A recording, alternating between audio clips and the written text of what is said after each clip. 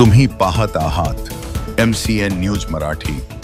नगर परिषदेच्या मनमानी कारभाराने नागरिक त्रस्त, हाच का लोणार नगर परिषदेचा सुवर्णकाळ? डॉक्टर गोपाल बच्छरे यांचा सवाल। सुवर्णकाळ पूर्ण केलेल्या लोणार नगर परिषदेला पूर्णवेळ मुख्याधिकारी नसल्याने पर्यटन दृष्टिकोनातून अदर्जा प्राप्त केलेल्या लोणार शहराच्या विकासाची चाके थांबली आहे। पाणी, स्वच्छता, आरोग्य, विकास हे सर्व प्रशासनातील बेफिक्री, बेजबाबदार आणि नगर परिषद कर्मचाऱ्यांच्या मनमानी कारभारामुळे लोणारचे नागरिक त्रस्त झाले आहेत आणि म्हणून उद्धव सेनेने आक्रमक पवित्रा घेत मुख्याधिकाऱ्यांच्या दालनात ठिय्या आंदोलन केलं व हाच का तो लोणार नगर परिषदेचा सुवर्णकाळ, असा प्रश्न डॉक्टर गोपाल बच्छरे यांनी उपस्थित केलाय।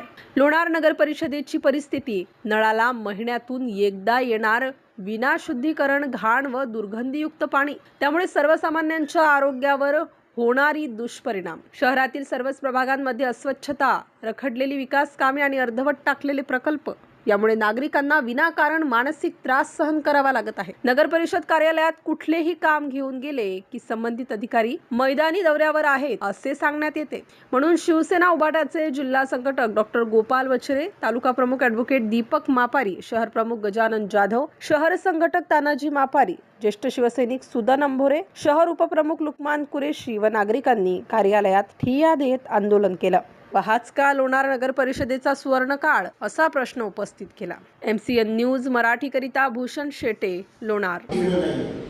गावातले रस्ते घाण झालेले, नाल्या पूर्ण गच्च भरलेले आहेत, साफसफाई होत नाही, स्वच्छता होत नाहीये, लोकांच्या जन्म मृत्यूच्या नोंदीसाठी लोक येतात, त्यांच्यावर सही करण्यासाठी कोणी नाहीये।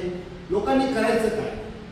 लोकांना विविध नकला घेऊन जायच्या असतात, गरजेच्या कामाचे असतात, गरजेचे असतात, वेळेवर मिळायला पाहिजे, पण 16 दिवस जर मुख्य अधिकारी हे जर या कार्यालयात हजर नसतात, त्यांचा चार्ज कोणाकडे दिलेला नसतो, तर अशा मुख्य अधिकाऱ्यावर कार्यवाही ही प्रशासनानं, शासनानं करायलाच पाहिजे।